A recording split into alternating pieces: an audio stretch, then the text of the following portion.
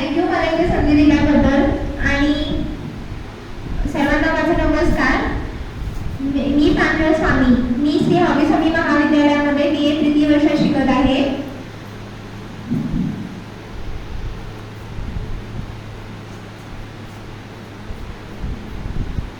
इतिहासामध्ये बदल घडून आणण्यासाठी स्त्रियांची सर्वात मोठी भूमिका राहिली आहे. काही स्त्रिया या प्रसिद्ध झाल्या तर काही स्त्रिया या शांतपणे निस्वार्थपणे समाजाला एक नवीन दिशा देऊन गेल्या. असेच एक महान आणि प्रेरणादायी व्यक्तिमत्व म्हणजेच कस्तुरबा गांधी, ज्यांना सर्वजण प्रेमाने पा म्हणून ओळखतात.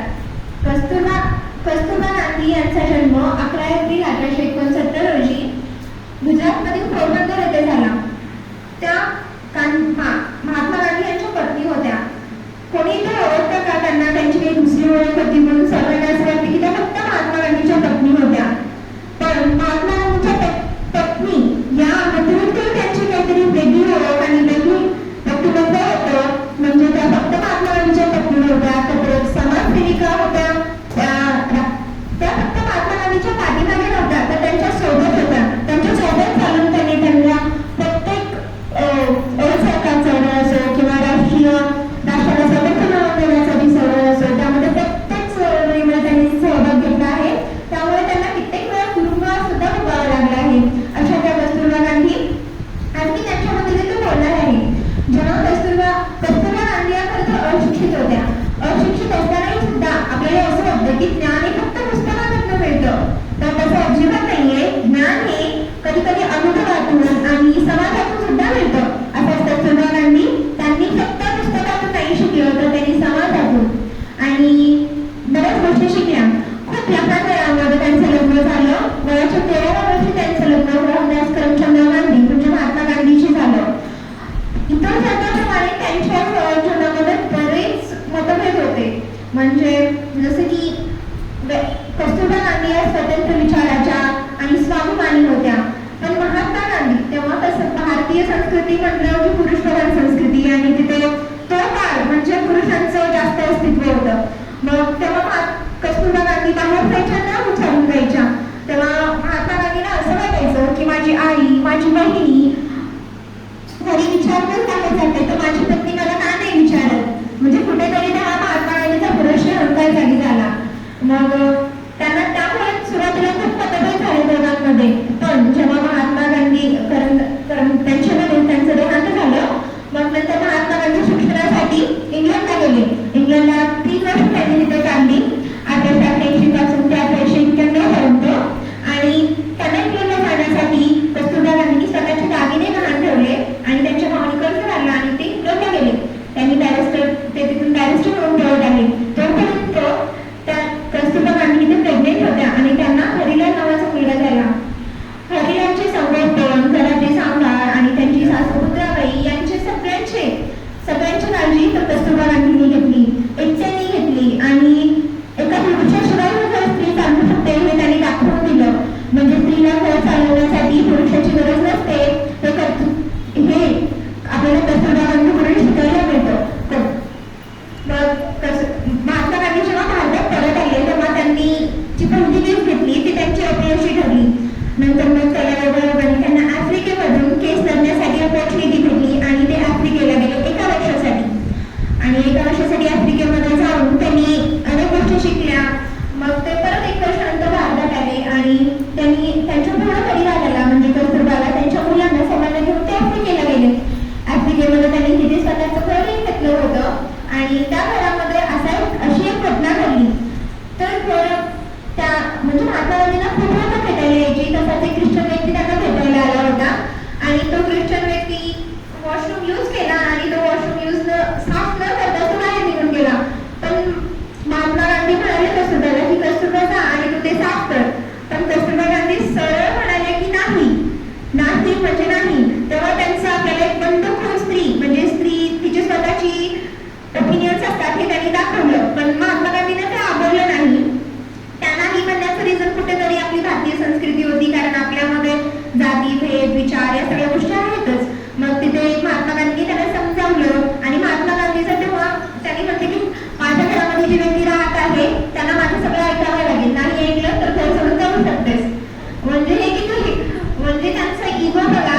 म्हणजे नंतर गांधीजी लिहिले त्यांच्या निबंधामध्ये, एसे रायटिंग मध्ये किंवा त्यांच्या लेखामध्ये, आर्टिकल्स मध्ये त्यांनी लिहिलंय की मी सुरुवातीला माझ्या पतीवर खूप जास्त अन्याय केलाय.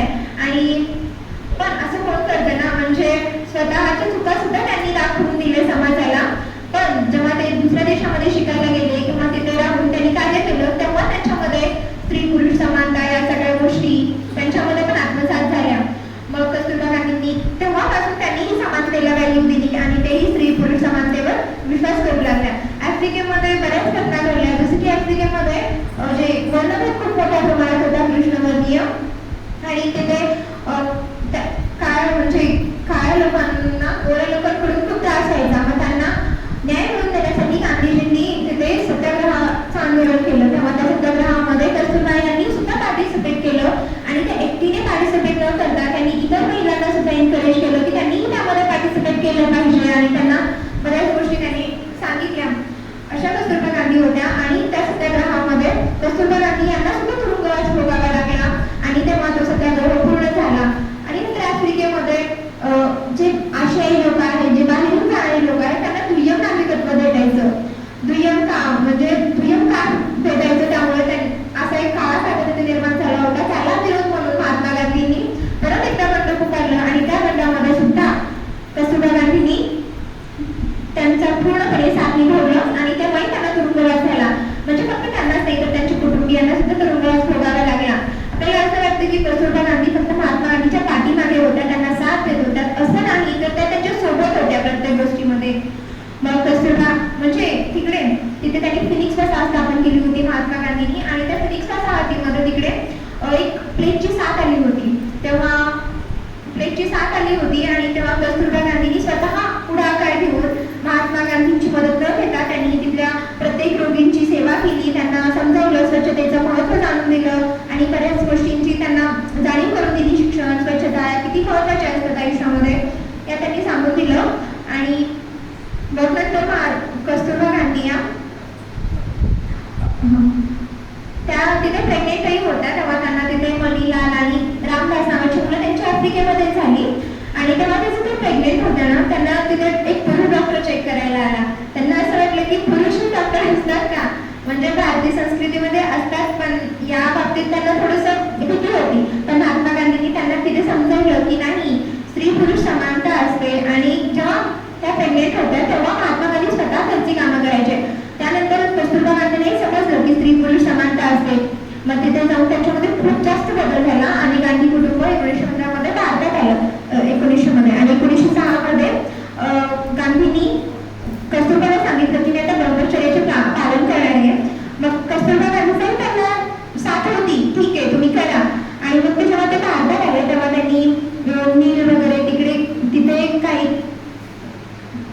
त्यांनी तिथे असहकार चळवळ अशा अनेक चळवळी त्यांनी स्टार्ट केल्या होत्या. आणि कस्तुरबा गांधींनी गावोगावी जाऊन लोकांची मदत केली, त्यांना स्वच्छतेचे महत्त्व जाणून दिले. त्यांनी स्त्रियांना म्हणजे बिझनेस करा याची सुद्धा त्यांनी काही ठिकाणी सांगितलं की तुम्ही स्वतः फायनान्शियली स्टेबल व्हा म्हणून. आणि कस्तुरबा गांधींनी सर्वात महत्त्वाचे म्हणजे त्यांनी स्त्रियांना सांगितलं दारूबंदीसाठी तुम्ही जा आणि निषेध करा, दारूबंदीचा ठिकाणावर जाऊन निषेध करा, पूर्णपणे बंद करावा असं त्यांनी स्त्रियांना सांगितलं. त्याप्रमाणे स्त्रियांनी केलं सुद्धा. आणि म्हणजे महात्मा गांधीपेक्षा स्त्रियांवर जास्त इम्पॅक्ट कस्तुरबा गांधीचा होता असं मला वाटतं. आणि असहकार चळवळ चालू असताना महात्मा गांधी 6 वर्ष जेलमध्ये होते. तेव्हा कस्तुरबा गांधींनी 6 वर्ष एकटीने साबरमती आश्रम सांभाळलं, जातीभेद न करता. तेव्हा तेथून त्यांनी लक्ष्मी नावाची एक दलित मुलगी होती, तिला त्याने अडॉप्ट केलं. तिचं शिक्षण वगैरे त्यांनी बघितलं, तिला अडॉप्ट केलं. काही लोकांनी त्यांना आक्षेप दिलं की का तुम्ही एका दलित मुलीला का अडॉप्ट करते, तिला आश्रममध्ये राहण्याचा अधिकार नाहीये. पण त्यांनी त्यांना समजावलं की जाती भेद या सगळ्या गोष्टी त्यांनी समजावून सांगितलं नसतात आणि आपण सर्व माणूस आहोत आणि माणुसकी हाच मोठा धर्म आहे या त्यांनी शिकवलं. आणि त्या मुलीला त्यांनी अडॉप्ट केलं. मग नंतर असे चळवळी झाल्या, भारत छोडो चळवळी झाल्या. आणि मग जेव्हा भारत छोडो चळवळी सुरू असताना कस्तुरबा गांधी सुद्धा त्या चळवळीमध्ये होत्या. त्यांनी अनेक महिलांना त्या चळवळीमध्ये सहभागी करून घेतलं आणि महात्मा गांधी सोबत त्याही लढल्या आणि त्याही तुरुंगवासामध्ये.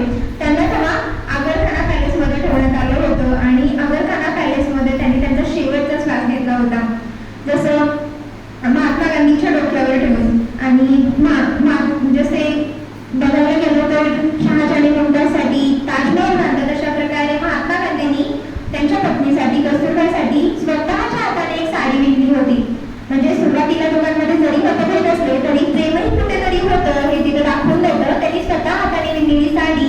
शेवटी त्यांच्या मृत्यूच्या क्षणी त्यांना दिली.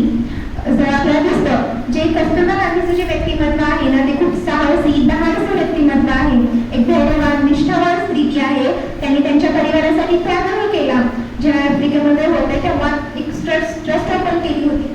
महिलांचं सगळ्यात मोठं म्हणजे त्यांचं प्रेम हे दागिन्यावर खूप असतं. तिथे एक अशी घटना घडली की जेव्हा ते भारतात परत येणार होते तेव्हा तिथले लोकांनी त्यांना गिफ्ट दिले. त्या गिफ्टमध्ये ज्वेलरीज होत्या, हार हे ते होते. मग तेव्हा त्यांना असं कस्तुरबा गांधींना वाटलं की ठेवून घ्यावं. महिलांना वाटतं की दागिने ठेवून घ्यावेत, पण महात्मा गांधी म्हणाले नाही, हे लोकसेवेसाठी आहेत आणि आपल्याला ते लोकसेवेसाठी वापरायला पाहिजे. म्हणून गांधींनी तिथे ट्रस्ट ओपन केली. मग त्यांचं नाव इलाज झाला. ते म्हणाले नाही आता आम्हाला तर नाही लिहू देणार, पण माझ्या सुनेसाठी तरी मी ठेवून घेतो. पण गांधी म्हणाले नको, त्यांचं त्यांनी करून घेतले. मग असं म्हणून मग त्यांनी ते पूर्णपणे ट्रस्टमध्ये काम करून टाकलं. मग कुठेतरी त्यांना तिथे त्यांची मर्जी मारावी लागली. सो पण आजच्या मुली अजिबात तशा नाही होता. आपल्या मर्जी अजिबात मारून जगत नाही त्या. जसं आपले आई वडील आई किंवा ते जे आपले जुने जे आहेत ना ते आतापर्यंत जसं जगत आहे तसे आम्ही नाही जगणार. आम्हाला माहिती आहे इक्वॅलिटी याच्या सगळ्या गोष्टी आहेत. आणि मला असं वाटतं की कस्तुरबा गांधी म्हणजे सर्वांना गांधीची माहिती आहे, गांधीजीचं यश माहिती आहे, पण कस्तुरबा गांधी मला नाही माहिती की खूप जणांना माहिती आहे. मला वाटतं कस्तुरबा गांधींना पण वाचायला पाहिजे सर्वांनी. त्यांच्यामध्ये एक मूव्ही सुद्धा आली आहे, इंग्रजीमध्ये आहे, गांधीजीवरची मूव्ही आली आहे. पण कस्तुरबा गांधीचं रोल प्ले एका मराठी ऍक्ट्रेस रोहिणी ताईंनी ते प्ले केलेलं आहे. तर तुम्ही सर्वांनी ती मूव्ही पाहावी असेल मला वाटतं. त्यामधून आपल्याला कस्तुरबा गांधी कशा होत्या आणि कशा त्याबद्दल आपल्याला जास्तीत जास्त माहिती मिळेल असं मला वाटतं. आणि काही त्यांचे लेख पण आहेत. आणि महात्मा गांधी स्वतः सुद्धा त्यांनी आर्टिकल्सच्या थ्रू त्यांच्या पत्नीबद्दल लिहिलेलं आहे की माझी जी सत्य आणि अहिंसा ही जी तत्व आहेत ना ती माझ्या त्या बाबतीची जी गुरु आहे ती दुसरी कोणी नाही तर ती माझी पत्नी आहे. मग आपण गांधींना ओळखतो पण कस्तुरबा गांधींना कुठेतरी विसरून जातो. ओळखलो तरी त्यांना गांधीजींची पत्नी म्हणून ओळखतो का? त्यांची स्वतःची ओळख नाही आहे का? त्या एक व्यक्ती म्हणून किंवा व्यक्तिमत्व समाजसेविका किंवा राष्ट्रीय चळवळी उभारणीमध्ये कार्यकर्त्या का नाही का असं ओळखत नाही. तर त्यांना आतापासून आपल्याला असं बघायला पाहिजे की त्या एक कार्यकर्त्या होत्या, समाजसेविका होत्या, फक्त गांधीजीच्या पत्नी नव्हत्या. सो आणि आपण हा कार्यक्रम विमेन्स डेच्या माध्यमातून ठेवला आहे. त्यामुळे मला असं वाटतं की इथे सर्वजण विमेन्स आहेत, विमेन्स थोड्या कमीच दिसत आहेत. आणि खरं तर सगळ्यांना महिला दिनाच्या हार्दिक शुभेच्छा. पण महिला दिन होऊन गेलाय, पण फक्त त्या दिवशीच महिला दिवस होता का असं नाही ना. महिला दिवस हा रोजच असतो. जेव्हा महिला स्वतःसाठी स्टँड घेते आणि स्वतःसाठी जेव्हा बोलते तो प्रत्येक दिवस हा महिला दिवसच असतो असं मला वाटतं. मी सर्वांना इथे थँक्यू म्हणते आणि माझे दोन शब्द थांबवते. Thank you. Pranjali, you were phenomenal today, and you are absolutely right. Actually, every day is a Women's Day. असं नाही, मला एक गोष्ट सांगायचं तुम्हाला की दरवर्षी आपल्याकडे वुमेन्स डे नावाचा एक दिवस होतो 8 मार्च. माझ्यासाठी तर खूप स्पेशल आहे आणि सगळ्या लेडीजसाठी खूप स्पेशल आहे. दरवेळेस आपण वेगवेगळे कार्यक्रम अरेंज करतो. तिथं आपण मुलींना एम्पॉवरमेंट देण्यासाठी स्पीचेस अरेंज करतो. वेगवेगळे कार्यक्रम असतात, त्याला आपण वुमेन्स डेचं सेलिब्रेशन म्हणतो. पण आपल्याला काय वाटतंय तेच सगळे कार्यक्रम अरेंज करून तेच छोटंसं हे दरवर्षी करून वुमेन्स खरंच एम्पॉवर होतील का? नाही, तसं नसतंय. आपण रोज जेव्हा घरी वुमेन्सला इक्वल ऑपॉर्च्युनिटीज देतो, जेव्हा डिसिजन्स घेण्यासाठी आपण इक्वली त्यांना इन्व्हॉल्व करतो, त्याला आपण त्या दिवशी म्हणणार की नाही खरंच वुमेन्स एम्पॉवर्ड झाले बघा. आणि सगळ्यांना मला तुम्हाला नाही तर मला त्यांना सगळ्यांना सांगायचं आहे की हे आता मला माहिती आहे म्हणून मी तुम्हाला सांगेल. थोडे टर्म्स आहेत बेसिक सोशलॉजीमध्ये ना थोडे टर्म्स येतात. जसं असते फेमिनिझम असते, मिसॅन्ड्रिझम असते, फेमिनिस्ट, मिसॅन्ड्रिस्ट. त्याच्यानंतर मॅट्रिआर्की म्हणजे काय? पुरुष प्रधानता, जिथं आपण सगळे जगत आहोत. मॅट्रिआर्की म्हणजे काय? स्त्री प्रधानता. राईट. मला हेच गोष्ट सांगायचं होतं की आपण म्हणतो बेटी बचाओ बेटी पढाओ, पण आपण ते बेटी बचाओ बेटी पढाओ कोण त्या क्षणापर्यंतच म्हणतो ज्या क्षणापर्यंत ती मुलगी ऍक्च्युअल मध्ये एज्युकेटेड होते आणि तुम्हाला क्वेश्चन करते. तेव्हा आपण काय म्हणणार? जास्त शिकू नका, आता जास्त मुलं लागले, जास्त शिकू नका, आता खूपच शिक्षण झालंय तुझं. आणि हे मी स्वतःच